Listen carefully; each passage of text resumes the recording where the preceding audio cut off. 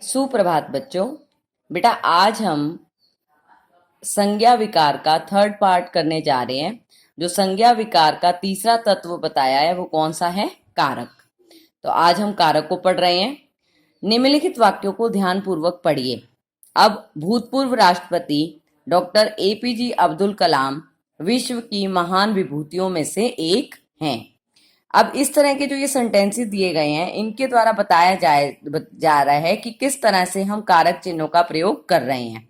तो ऊपर दिए गए वाक्यों में की, में, से, के, का, के लिए, ने को आदि विशेष चिन्हों का प्रयोग हुआ है। इन विशेष चिन्हों का प्रयोग भी लाए बिना हम वाक्यों के सही तरह से जो है नहीं समझ सकते हैं। तो इसी को समझते हैं भाषा के द्वारा। संज्ञा या सर्वनाम के जिस रूप से उसका संबंध वाक्य के अन्य शब्दों तथा क्रियापदों के साथ प्रकट होता है उसे कारक कहते हैं। क्या मतलब कि संज्ञा या सर्वनाम का वाक्य के अन्य शब्दों के साथ जो संबंध स्थापित होता है वो किसके द्वारा स्थापित हो रहा है? कारक चिन्हों के द्वारा। तो परिभाषा क्या हुई कि संज्ञा या सर्वनाम के जिस रूप से उसका संबंध वाक्य के अन्य शब्दों अथवा क्रियापदों के साथ प्रकट होता है उसे कारक कहते हैं। कारक के भेद कितने हैं? तो कारक के ये 8 भेद हैं। कौन कौन से? कर्ता ने, कर्म को, करण से, संप्रदान के लिए, अपदान से, संबंध, काके की, अधिकरण में, पर, संबोधन, हे, अरे। तो इस तरह से कारक चिन्ह जो हैं ये 8 तरह के कारक के भेद बताए गए हैं और इन्हीं के आधार पर कारक के चिन्ह होते हैं। सबसे पहले देख लेते हैं कर्ता कारक। दिए गए वाक्यों में खाने, लिखने और पकड़ने का काम क्रमशः बकरी, उदित और आशु कर रहे हैं, अतः ये कर्ता कारक है। क्या मतलब? बकरी ने घास खाई, उदित ने पत्र लिखा, आशु ने गेंद पकड़ी। तो जहां यहाँ ने आया है ये किसका है? कर्ता कारक का चिन्ह है। तो क्या बताया गया है? संज्ञा अथवा सर्वनाम के जिस रूप से क्रिया को करने वाले का बोध होता है उसे कर्ता कारक कहते हैं। वाक्य में पढ़कर जहां से आपको पता चल रहा है कि कार्य को कौन कर रहा है, तो जहां से कार्य को करने वाले का पता चल रहा है वो क्या कहलाता है? कर्ता कारक। और इसका चिन्ह क्या है? ने। नेक्स्ट देखिए कर्म कारक। कर्म कारक में क्या बताया गया है कि दिए गए वाक्यों में पढ़ने, लिखने और देखने का फल क्रमशः हिंदी, पत्र और शेर पर पड़ रहा है, इसलिए ये संज्ञाएं कर्म कारक हैं। बच्चे हिंदी पढ़ रहे हैं, क्वेश्चन हमारे दिमाग में आया बच्चे क्या पढ़ रहे हैं, तो हमें आंसर मिल रहा है हिंदी। पूजा पत्र लिखती है, पूजा क्या लिखती है, तो अपने को आंसर मिला पत्र। शिकारी ने शेर को देखा, शिकारी ने किसको देखा? तो शेर को। तो जहां पर हमें क्या और किसको इनका आंसर मिलता है, आप क्वेश्चन अराइज करेंगे और आपको आंसर मिल रहा है तो वो क्या है? आपका वाक्य में कर्म। क्रिया का फल संज्ञा या सर्वनाम के जिस रूप पर पड़ता है उसे कर्म कारक कहते हैं। कर्म कारक का चिन्ह क्या है? को। तो इस तरह हमें पता चला कर्ता कारक और कर्म चिन्ह के बारे में।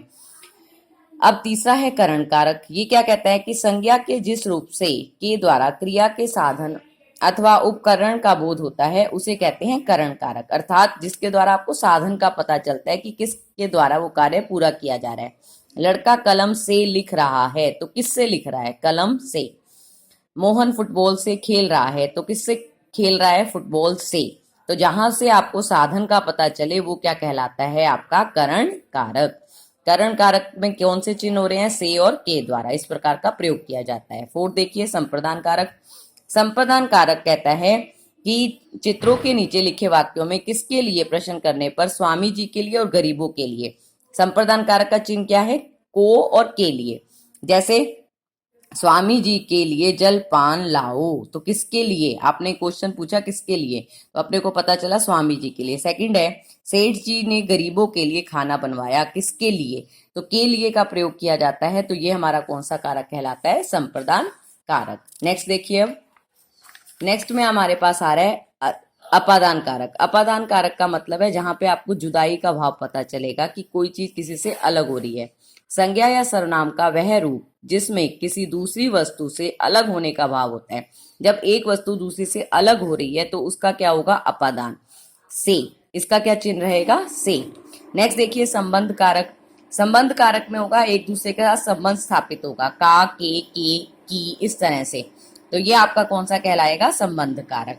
जैसे किसी एक संज्ञा या सर्वनाम का संबंध जब वाक्य में किसी अन्य संज्ञा या सर्वनाम शब्द से दिखाया जाए तो वो कौन सा कारक कहलाता है? संबंध।